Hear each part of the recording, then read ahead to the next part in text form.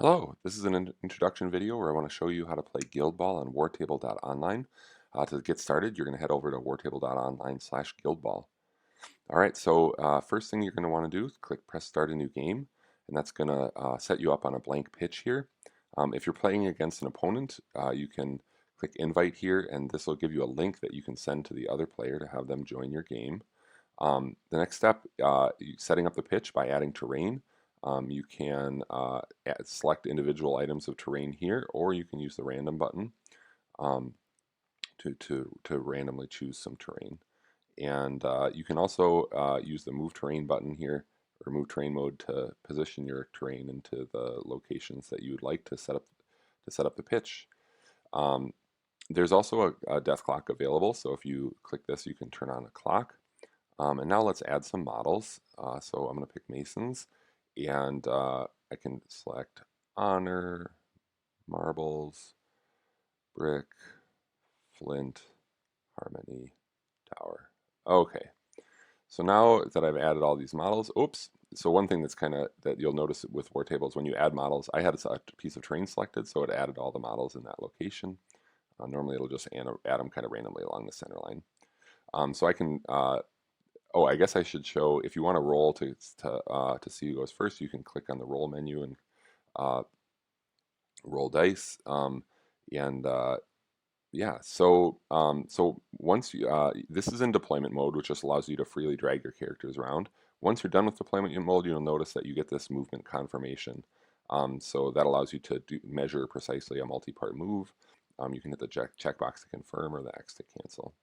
Um, So next thing I want to show is how to do kick scatters. So if you're doing a kick, you can, let's see, so you can, let's click, so you're going to click Add Widget, Kick Scatter, and then because I had the ball selected, the Kick Scatter widget is going to be centered on the ball. And then it's meant so that you kind of grab this handle and then drag down to the model that's kicking so that it's centered on them. And then when you have the kick scatter selected, if you click scatter, it's going to do a scatter roll for you and place a new ball. This is so that you can easily check for interceptions, etc. In this way. So if someone was along this ball path, etc., you could do that. Um, so in terms of rolling, as I showed here, you can pick a target number and a number of dice and roll this way. If you also use 1 through 9 on the keypad, it will also let you roll. So I can do, like, I pressed 5, so then I can enter in a target number. You can use the Allocate menu when you're handing out influence to your team. So this is a good way for you to just quickly be able to adjust influence. You can also adjust influence by clicking on the model and looking in the sidebar. This is also a way that you can adjust their health. You can use the minus and plus keys to change their health, or you can click on these buttons as well. And the left and right brackets adjust influence too. Yeah, and game plans, you can click on the game plans to pop this up for both players. Then you're going to deal. You can check out the hand of the player who you are, and then discard down. Your opponent can do the same in their window, so you wouldn't see this if you had invited an opponent. And now the next time you click on game plans, it's going to give you the option to choose a plan.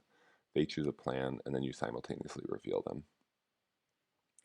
One other thing I want to point out is adding effects. So if you want to have conditions, etc., you can do those here. All right. Yeah, so this is new, so I'm really looking forward to your feedback. I hope you have a good experience. You can click on this link to submit feedback or bugs. And yeah, I hope you have a great experience playing Guild Ball on Wartable. Thanks.